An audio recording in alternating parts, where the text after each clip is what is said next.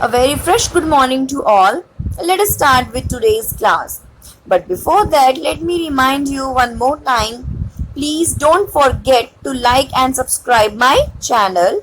And if any doubt, please write down in comment box so that I can resolve your problem.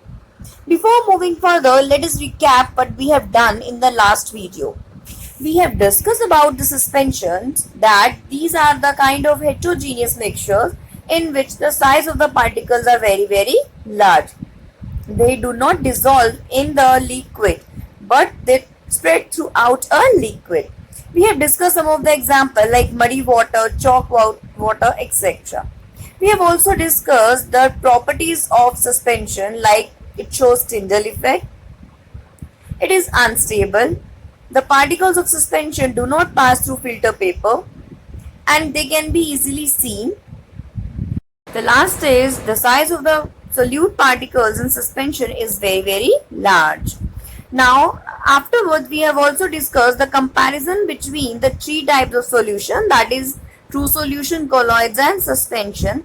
As you can see it one more time, like solutions are homogeneous, colloids and suspension are heterogeneous. Solutions do not scatter light, but colloids and suspension shows Tyndall effect. Solutions and colloids are quite stable, but suspensions are unstable. Solution and colloidal particles cannot be separated by filtration, but in suspension, the particles can be separated by filtration. Now, many of the materials around us are the kinds of mixtures. These mixtures have two or more than two substances mixed in them. It may not be possible for us to use those mixtures as it is in our day-to-day life in various industries or in our home even. So what we require to separate the constituents which are present in the mixture so that we can make them useful in our day-to-day life. Mainly, these various constituents have different physical properties like density, their solubility, their sizes, behavior towards magnet, their boiling point. Thus, we can say that their difference in the physical properties is used to separate them from their mixture. Or we can say that the method which is used to separate a mixture totally depending upon the nature of its constituents. So let us start with the different techniques of separation of the substances present in a mixture. Now, mainly we are having three types of mixture, that is mixture of two solids. You can take the example of sand and sugar. The second, we are having mixture of solid in liquid. Again, you can take the example of salt in water. Mixture of two liquids like kerosene oil and the water. There are different techniques which are used to separate those mixtures. Mainly, the separating technique depends upon the nature of the constituents which we need to separate.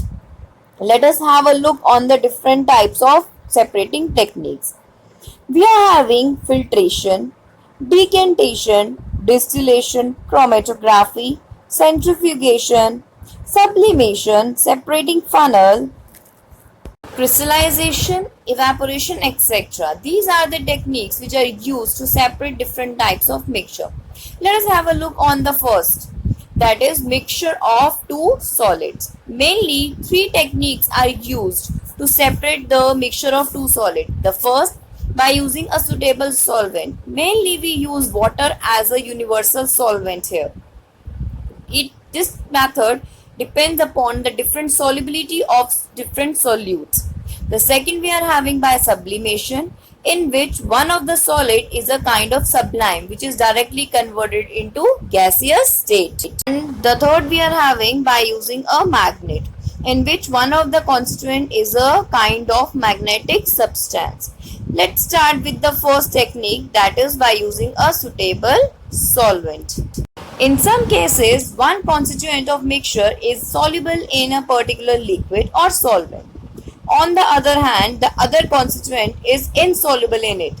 This difference in the solubilities of the constituents of mixture is used to separate them, or this you can say that this is the principle of this method. Now, Let's take an example of sand and salt with water. We know that salt is completely soluble in water. On the other hand, sand is insoluble in water. So this difference in their solubilities is used to separate them out. The mixture of salt and sand is taken in a beaker and water is added to it. Now, the mixture is continuously stirred to dissolve the salt in water and the sand remains undissolved. Now, the next technique we are using to separate is filtration. The salt solution containing sand is filtered by pouring over filter paper capped in a funnel. Sand remains as a residue on the filter paper and salt solution is obtained as filtrate in the flask. As you can see from the diagram, let us understand by activity. To separate common salt and sand from their mixture. Things required: a little amount of common salt and sand mixture, water, filter paper, 2 beakers, a kettle, a metal plate, some ice, Bunsen burner. Procedure: take some water in a beaker and add some amount of the mixture of common salt and sand. Stir the water with mixture well and then leave the beaker aside for some time. It leads to the sedimentation of sand particles on the bottom of the beaker. Carefully separate sand apart from water through the process of decantation and keep the solution obtained after decantation in another beaker. You may also filter the solution to separate the sand from the water.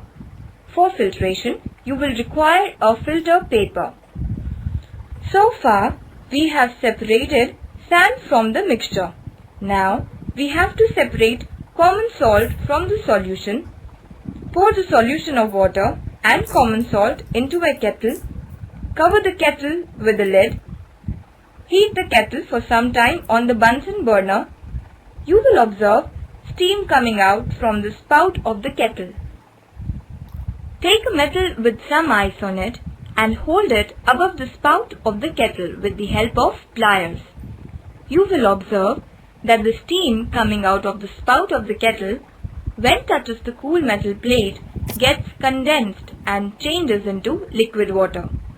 Most of the solids do not show sublimation. For example, sand, sugar, common salt, chalk, etc.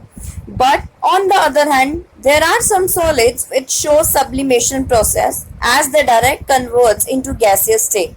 For example, ammonium chloride, iodine, camphor, naphthalene, etc.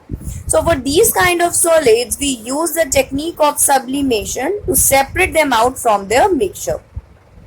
In this technique, we take the mixture of a sublime along with other substance which does not show sublimation.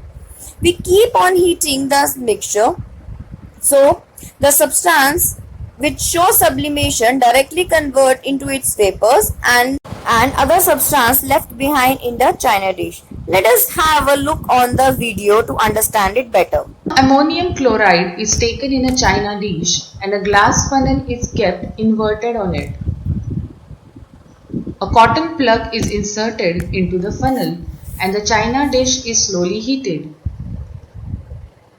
It is observed that ammonium chloride on heating gets directly transformed into vapor.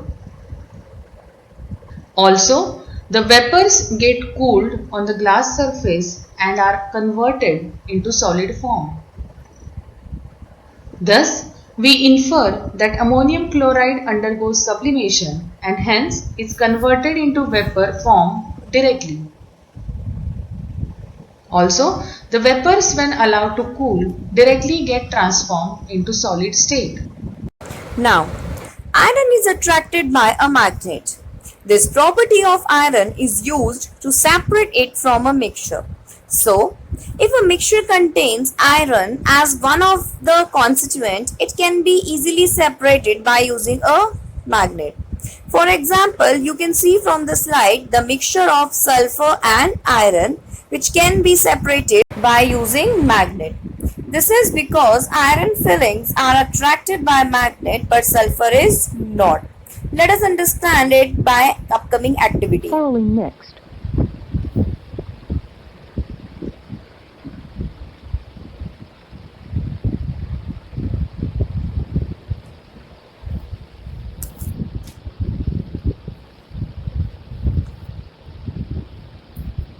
They form a gray mixture of the two elements. This mixture can be separated by physical methods. For example, when a magnet is brought to the mixture, it removes essentially all the iron filings, leaving the sulfur behind, which here looks gray because of the impurities from the iron. The iron has been separated from the sulfur by means of a magnet. I hope you have understood all the techniques which is used to separate the mixture of two solids, along with the principle which is used to separate the mixture.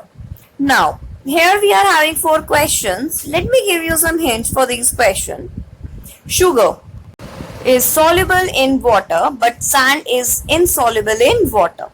In question number 3, iodine is a sublime, but common salt is not showing sublimation.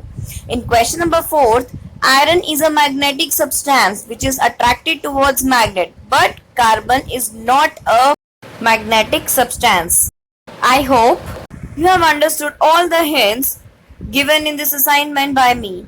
So please go through all these questions, and if any doubt, please write down in comment box. Thank you. Have a nice day.